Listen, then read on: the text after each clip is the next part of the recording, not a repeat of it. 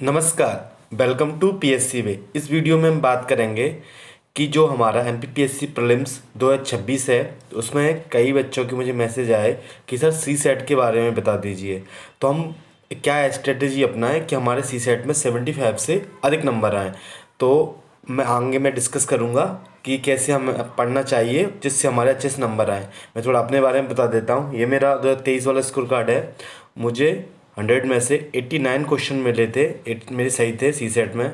वहीं हम बात करें 2022 वाले में, तो मेरे 86 सही थे। तो इसीलिए मैं अपनी रणनीति अपनाता हूँ, मैं उसके बारे में आपसे चर्चा करूँगा। सबसे पहले हम सिलेबस देख लेते हैं।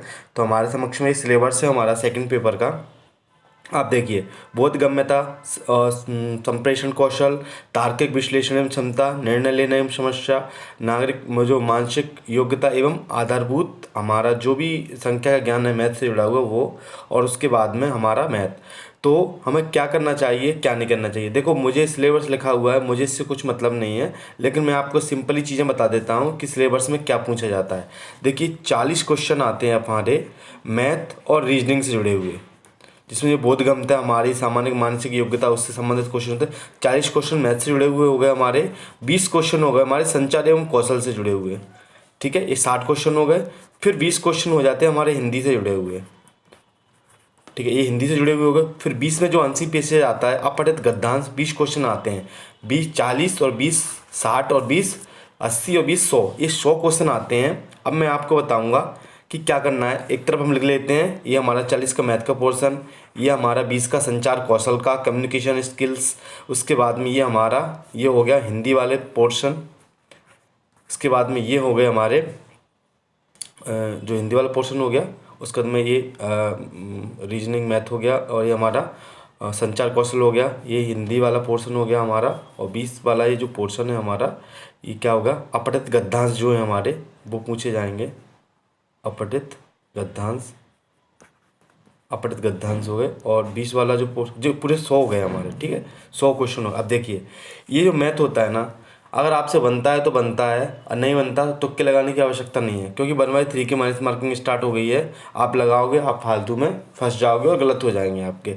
और ये स्पेशली मैं लड़कियों के लिए बोल रहा हूँ, क्योंकि उनका मैथ थोड़ा इधर उधर लड़कों के कंपेरिजन थोड़ा कम होते हैं वो, लेकिन कर लेते हैं लोग, फिर भी कर लेते हैं। ये संचार कौशल को आप बिल्कुल ही छीना नहीं है। अभी क्या है कि आप नया सिलेबस पढ़ने जाओगे, पूरी संचार कौशल की बुक आती है, आप उसे पढ़ोगे, फालतू परेशान होते रहोगे। और पहले तो क्या है कि अपन इसलिए लगा देते थे कि माइनस मार्किंग नहीं थी, लेकिन इस बार माइनस मार्किंग है तो फालतू नंबर कटेंगे। उसके बाद में हिंदी आप अच्छे से पढ़ लीजिए, थोड़ा बहुत पढ़ लीजिए। हिंदी को तो आपको पढ़ना है थोड़े से।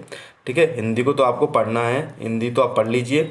और दूसरी बात, अपठित गद्यांश वो तो सभी के सही हो जाते हैं। मेनली जो अपठित गद्यांश हमारा 20 में से 20 लोग लगा के आते हैं। हिंदी को हमें पढ़ना है। इसको क्या है, अगर आप 5-6 साल के प्रीवियस ईयर के क्वेश्चन है तो आपको संचार कौशल वाली वो डेफिनेशनों को पढ़ लेना है, क्योंकि 2 से 4 क्वेश्चन हर बार रिपीट हो जाते हैं। हमें हाथ लगाने की आवश्यकता नहीं है अगर हमने नहीं पढ़ा है। और मैथ हमें अगर आता है तो आता है, नहीं आता तो नहीं आता। रीजनिंग का भी यही आता है तो आता, नहीं तो नहीं आता है। तुक्के लगाने की आवश्यकता नहीं है। 40 नंबर आपको यहाँ पे मिल जाएंगे, और थोड़ा से बहुत अच्छे से प्रयास करोगे तो 10 से 12 नंबर आप यहाँ पे, तो 50 नंबर सेफ आपके वैसे ही आ सकते हैं। और अगर आप फॉरेस्ट के लिए जा रहे हैं तो ये प्रीवियस ईयर के जो हमारे संचार कौशल है 20 नंबर का, जो संचार कौशल वाला है 20 नंबर का, इसके लिए आप प्रीवियस ईयर के क्वेश्चन देख लीजिए। कोई नई बुक की मैं आपको सलाह नहीं दूंगा, लेकिन आप प्रीवियस ईयर के क्वेश्चन पेपर देख लीजिए। 4 से 5 आपको क्वेश्चन आप वैसे रखे मिल जाएंगे, और 2-4 क्वेश्चन आप क्या करोगे, अपने विवेक से लगा दोगे। 2-4 क्वेश्चन तो ऐसे 10 से 12 क्वेश्चन आप अटेम्प्ट कर लोगे कि आप एक प्रशासनिक अधिकारी है, आपको ऐसा करना चाहिए कि नहीं करना चाहिए, तो आप ऐसे ही लगा दोगे। मैथ बनेगा तो 40 नंबर का पूरा बनेगा, नहीं तो नहीं, अगर जिसको नहीं आता है तो बहुत कम बन पाएगा।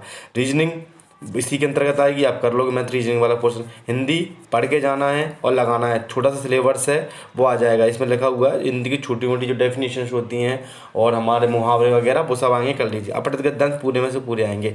यही करना है। अगर संचार कौशल नहीं है तो कोई नई बुक नहीं पढ़ना है हमें, और आप जाओगे देख। और डेफिनेटली एक बात ध्यान रखना, अगर आप इस हिसाब से जाओगे तो अभी भी बोल रहा हूँ मैं, अगर संचार कौशल को हटा दिया जाए ना, और आप अच्छे से रीजनिंग मैथ करके चले जा रहे हो, हिंदी अच्छे से करके चले जा रहे हो, उसके बाद अपठित गद्यांशों को भी अच्छे करके आ रहे हो, मैं डेफिनेटली बोल रहा हूँ आप 75 स्कोर करोगे, आराम से करोगे।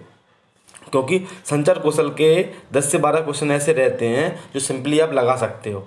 इसलिए ज़्यादा घबराने की आवश्यकता नहीं है। 26 अप्रैल के लिए आप अच्छे से पढ़िए। और इससे पूर्व मैं एक स्ट्रेटजी बता चुका हूँ कि कैसे हम जो जीएस का हमारा पहला पोर्शन है उसमें हम 80+ का स्कोर कर सकते हैं। एकदम आज नहीं होगा कि आज ही 80 आएगा हमारे, लेकिन जो हमारी पूरी 35 दिन की जो हमारी प्रोसेस है उसके अंदर ये जरूर आएगा। ठीक है। और ऐसी इन्फॉर्मेटिव वीडियोज़ के लिए मेरे चैनल को सब्सक्राइब करें और अपने दोस्तों के साथ शेयर करें, ज़्यादा से ज़्यादा लोगों को ये भेजें। और बिल्कुल ही घबराइए नहीं, 35 दिन है, हम अच्छे से पढ़ेंगे तो ये हमारा हो जाएगा। आप सभी लोगों को 26 अप्रैल के लिए all the best. Thank you so much.